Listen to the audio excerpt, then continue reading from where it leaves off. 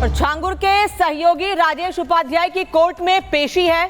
राजेश उपाध्याय को लखनऊ कोर्ट लेकर पहुंची है पुलिस। उत्तर प्रदेश एटीएस ने कल राजेश उपाध्याय को गिरफ्तार किया था। बलरामपुर कोर्ट में क्लर्क है राजेश उपाध्याय। धर्मांतरण आरोपी जलालुद्दीन उर्फ छांगुर का करीबी है, जिसे कल एटीएस ने गिरफ्तार किया था और आज लखनऊ कोर्ट लेकर पहुंची है। आज रविवार का दिन है, लेकिन स्पेशल मामलों में सुनवाई होती है, इसीलिए राजेश उपाध्याय को भी लखनऊ कोर्ट लेकर पहुंची है एटीएस। एटीएस ने कल राजेश उपाध्याय को गिरफ्तार किया था।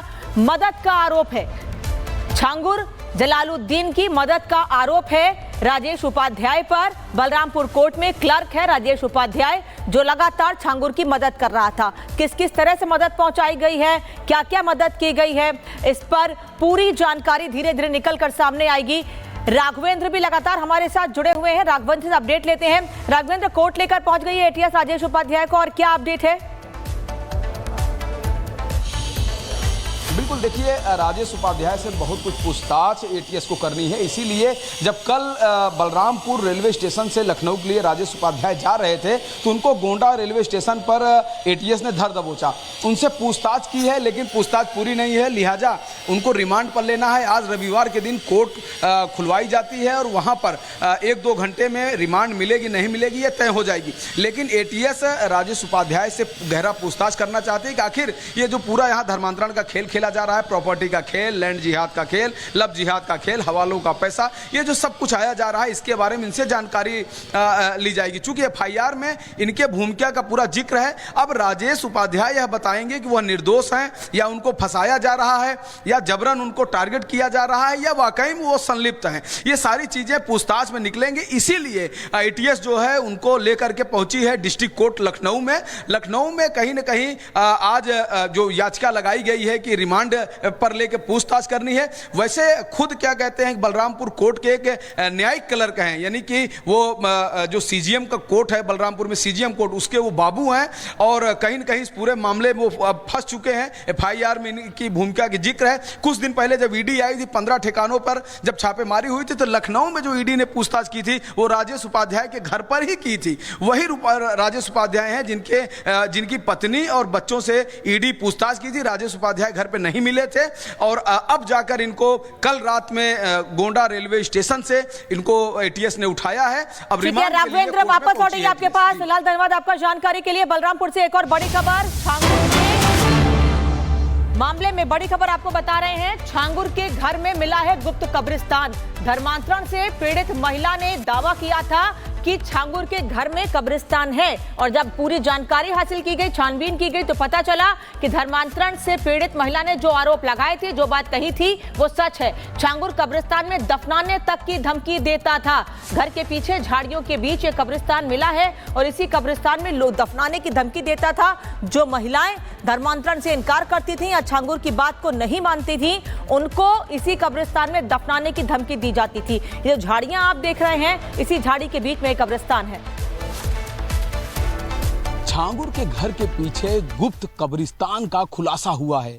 मैं उसी गुप्त कब्रिस्तान के झाड़ियों में खड़ा हूं जहां पर ये कई लाशें दफन हैं, और आप देख सकते हैं कि ये बगल में छांगुर का वह साम्राज्य है जिसके अंदर बुलडोजर चल चुका है और उसका आलीशान घर अंदर खड़ा हुआ है। लेकिन यह खुलासा कैसे हुआ कि छांगुर के बलरामपुर स्थित घर के बगल में या घर के अंदर कब्रिस्तान की बात है। यहाँ पर अभी अभी पता चला कि घर के पीछे इस साइड में यहाँ पर आप देख सकते हैं कि ये खतरनाक झाड़ियाँ हैं और इन झाड़ियों के बीच में लाशें दफनाई गई हैं।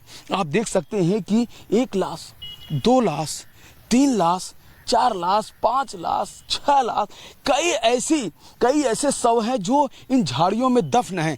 यहाँ पर अंदर जाना भी ठीक नहीं लग रहा है, क्योंकि किस पैर के नीचे कौन सा शव आ जाए यह उचित नहीं होता है। लेकिन आइए मैं कुछ पक्की मज़ारों को भी दिखाता हूँ। अपने सहयोगी से कहता हूँ कि अगर हो सके अपने पैरों को बैलेंस बनाकर आगे बढ़ें और दिखाएं कि किस तरह से इन गुप्त कब्रिस्तान में कैसी यहाँ पर गुप्त शव दफन किए गए हैं। आखिर ये शव किसके हैं? क्या ये आसपास के गांव के लोग हैं या इनका कुछ अता पता भी है कि नहीं? ये देखिए नई एक मजार, अंदर एक पक्की मजार बनी हुई है। आप देखिए यहाँ पर किस तरह से ये पक्की मजार है। देखिए एक मजार यहाँ पर है, आप देखिए ये बनाई गई है और कई सौ दिख रहे हैं। यहाँ पर अगर संख्या देखी जाए तो इस गुप्त कब्रिस्तान में यानी घरों के बीच में आप देख सकते हैं कि चारों तरफ पक्के घर बने हुए हैं, नए नए कंस्ट्रक्शन हो रहे हैं और उस कंस्ट्रक्शन के बीच में एक प्लॉट के अंदर झाड़ी है, झाड़ियों के बीच में ये पक्की मज़ारें दिख रही हैं, पक्के शव दिख रहे हैं। ये देखिए ये मज़ारें दिख रही हैं यहाँ पर चारों तरफ। आप देखिए, आप अगर जूम करके देखें तो एक ये झाड़ियों के बीच में देखिए एक ये दिख रहा है शव और आगे देखिए वहाँ पर दूसरी वो वहाँ पर दिख रही है। अगर गिनती करेंगे तो यहाँ पर कम से कम 50 शव यहाँ पर दफन है, 50 मुर्दों को यहाँ पर दफन किया गया है। आखिर ये सब क्या यहीं आसपास के लोग हैं? इनका छांगुर से क्या लेना देना है? या पीड़िता ने जो बात कही कि इसको बलरामपुर वाले घर के कब्रिस्तान में इसको दफन कर दो, क्या वो बात सत्य है?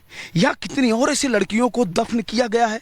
यह तमाम सवाल हैं जो जांच एजेंसियों को मजबूर करती हैं कि वो इन गुत्थियों को सुलझाएं कि आखिर ये मजार यहाँ पर प्लॉट के अंदर घर के चारों तरफ ये कैसे मजारें यहाँ पर बन गई हैं। ये बहुत बड़ा सवाल है। एफआईआर में खैर इन कब्रिस्तान का, इस गुप्त कब्रिस्तान का जिक्र नहीं है, लेकिन पीड़िता ने जिस तरह से खुलासा किया है, अब उत्तर प्रदेश एटीएस को, एसटीएफ को, यूपी पुलिस को, बलरामपुर पुलिस को या अन्य एजेंसियों को इस गुप्त कब्रिस्तान के बारे में जानना चाहिए, इसका इन्वेस्टिगेशन करना चाहिए, इन शवों की पड़ताल करनी चाहिए और पीड़िता के बयानों को और इस कब्रिस्तान के एंगल को जोड़ा जाना चाहिए और जोड़ के यह बात क्लियर करनी चाहिए कि आखिर ये गुप्त कब्रिस्तान कैसे आया और ये जो लाशें इसमें दफन हैं वो किसकी हैं। तो देखा आपने, जैसे जैसे जांच आगे बढ़ रही है नए नए खुलासे हो रहे हैं। अब तो हम बता रहे हैं ये गुप्त कब्रिस्तान के बारे में। आगे बढ़िए। यूपी पुलिस ने धर्मांतरण वाले गैंग का एक एक पर्दा खोलना शुरू कर दिया है और अब इसका इंटरनेशनल कनेक्शन भी सामने आया है। कैसे, किन किन देशों में फैला हुआ था ये लगातार वो हम आपको बता रहे हैं कि भारत से ये मुख्य जो उसका सेंटर था भारत के अंदर इसने बना रखा था बलरामपुर में, लेकिन वो दूसरे देशों में भी इसके कनेक्शन सामने आ रहे थे। देखिए कैसे भारत से शारजाह जो हमेशा वहां पर जाया करती थी, इसके जो साथ थी धर्मांतरण के गैंग में, दुबई जाया करते था। नवीन जो था वो यहां से दुबई जाता था, तुर्की जाता था और स्विट्जरलैंड में तो कई बैंक खाते तक मिले हैं। तो ये पूरी जानकारी अब धीरे धीरे छन छन कर सामने आ रही है कि दुबई, तुर्की, स्विट्जरलैंड और शाहजहां कैसे जुड़े थे इनके तार। इस रिपोर्ट में देखिए।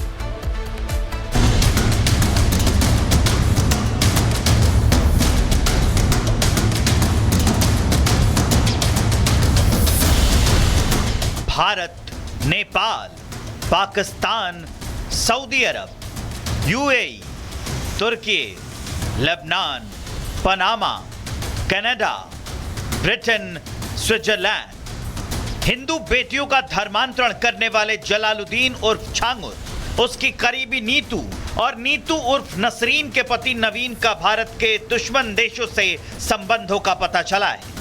रिपब्लिक भारत को मिली एक्सक्लूसिव जानकारी के मुताबिक इन तीनों का पाकिस्तान, तुर्की और लेबनान जैसे उन कई देशों से सीधा संबंध है जो एंटी इंडिया पॉलिसी पर काम करते हैं, जो भारत को बदनाम करने के लिए प्रोपेगेंडा फैलाते हैं, जो भारत की तरक्की से जलते हैं, जो भारत में